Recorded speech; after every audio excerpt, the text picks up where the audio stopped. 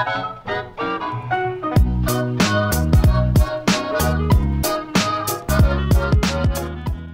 YouTube, my name's Nero, and today we use some Call of Duty Advanced Warfare, playing a bit of Domination here on the map Comeback. And this gameplay, I started off pretty slow. I was trying to use the EM1, and keep in mind I play on the Xbox One, where the EM1 is not ridiculously OP and not updated like it is on the 360 and on the PlayStation 3.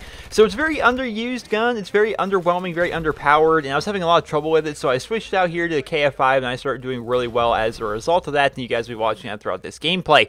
Hopefully you guys all enjoy that, because I went to B right there, he's killed off everybody, got the system hack. Now I got my bombing run. I was like, wow, I switched weapons. I have a bombing run within like 10 seconds of switching weapons. So it was pretty cool that ended up happening. I was happy about that. But that's the gameplay. Hopefully you guys all sit back, relax, and enjoy that. Today I want to talk to you guys about Advanced Warfare as a whole. And I almost have a conspiracy theory about Advanced Warfare, but I don't think conspiracy theory is the exact right term that I want to use, right? Because to say it's like a conspiracy theory kind of puts some malicious intent in there, but I don't think Sledgehammer or Activision or anybody really had any malicious intent. It's just kind of an unfortunate circumstance ended up happening. So this is the first Call of Duty that's been out on a 3-year development cycle, right? And at the same time, it's also the most innovative Call of Duty, right? The stuff they've added to this game is game-changing, and it's really cool. Like, we have exosuits, we have exo movement, and how that has completely changed Call of Duty. You look at the maps themselves were made, and probably painstakingly so, made and put together to fit these exosuits. They couldn't just put together like traditional style Call of Duty maps. They had to make it so they work very well with all the double jumping and the dashes and the strafing and all the crazy new movement mechanics that you have with your exosuits. That was no easy task, I'm sure of it. You look at the map-based kill streaks, all the new kill streaks they made and put into the game. Then you look at the supply drops and all the weapon variants and all the customization that comes with this game. It is a very innovative Call of Duty game. I like that about it. I really like that about Advanced Warfare. But at the exact same time, this is the buggiest launch I've ever seen for a Call of Duty. Possibly ever. This is someone that's coming. This is coming from me, who's played since 2007. I think some people hear, oh yeah, he's been playing since Call of Duty 4, and don't really put that into perspective. That was 2007. In 2007, I was 16 years old. I'm 23 now. You know, I was like in 10th grade in high school. I've been out of school for 5 years now. You know, it's a very long time ago. 2007. Think back 7 years, right? I've been playing Call of Duty for a long time. This is probably the buggiest launch I've ever experienced, and that's counting Modern Warfare 2 and its infinite amount of glitches and bugs that it had. But at the same time, it was actually in a stable state at launch before Infinity Ward kind of disbanded and lost all of its team, and then they basically stopped supporting that game outside of like DLC and stuff like that. So it was a very buggy game overall, but it was not nearly as buggy at launch as Advanced Warfare is.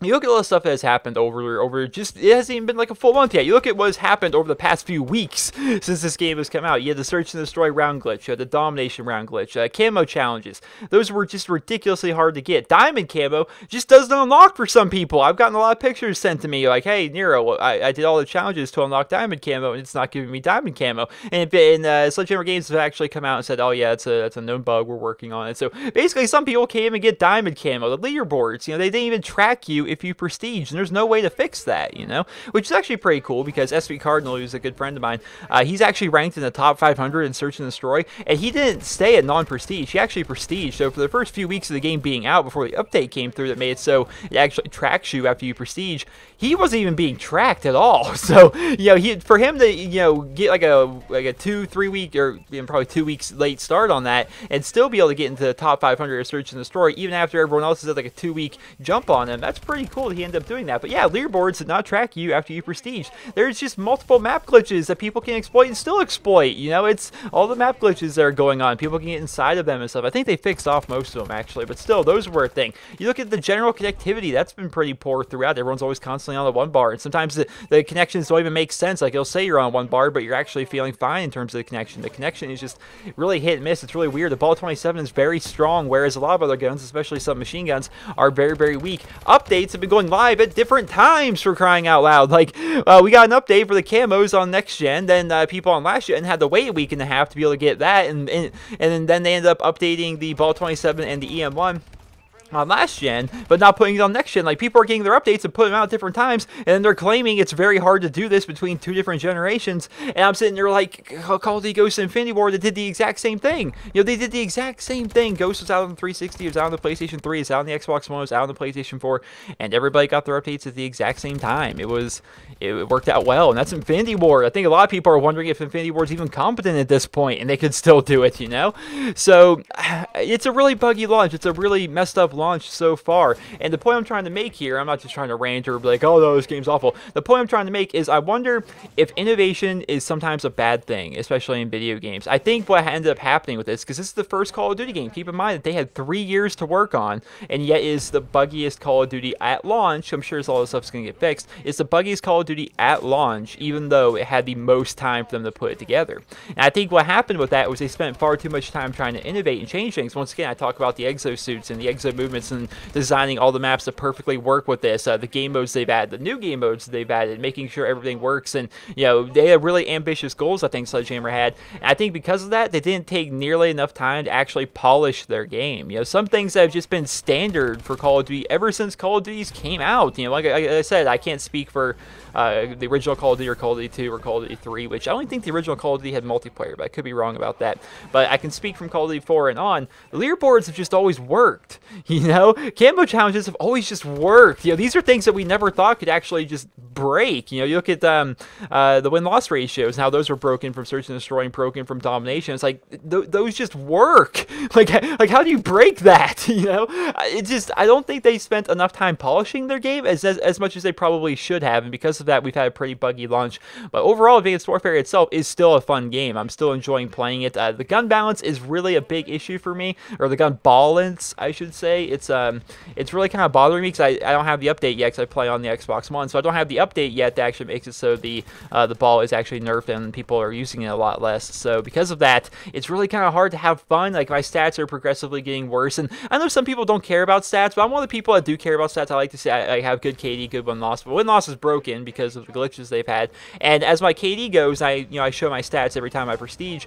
My KD is progressively getting worse and worse because I've kind of taken this stance of, I will never use the ball, I'll try my best not to use the ball. And I'm just using some machine guns and stuff like that, even though they're blatantly underpowered at this point, and my stats are just getting really bad as a result of that. And even then, I'm still having a lot of fun with the game. I'm still having fun with it, even with, you know, the broken gun balance and with all the glitches and all the stuff that's happened with the game. It's still a fun game, and I think that really speaks for the game itself. The fact that even with all this stuff happening, even with that giant list of bugs that I listed earlier on in the video, it's still a fun game to play. And I think that really speaks to the character of the game and to how fun this game can actually be. And once everything is actually smoothed out, that's going to be pretty great, I think. I think if people are going to have a lot of fun with this game, I think people are still having a lot of fun with this game. It's still fun to play. I still have fun playing this game, and I think it's going to be a pretty good year for Call of Duty overall. But I'm just pointing out, and that's all I really want to do this video, I'm just pointing out that maybe innovation is sometimes not a good thing if you spend far too much time trying to innovate rather than just polish out your game. You know, that's really a point I wanted to make with this video. So let me know your guys' thoughts on that in the comment section below. I would definitely be interested to read about that, what you guys think. Is it possible that Sledgehammer was a bit too ambitious with Advanced Warfare, and because of that, the game had a really, really buggy launch? Do you think they spent too much time trying to put all this crazy stuff together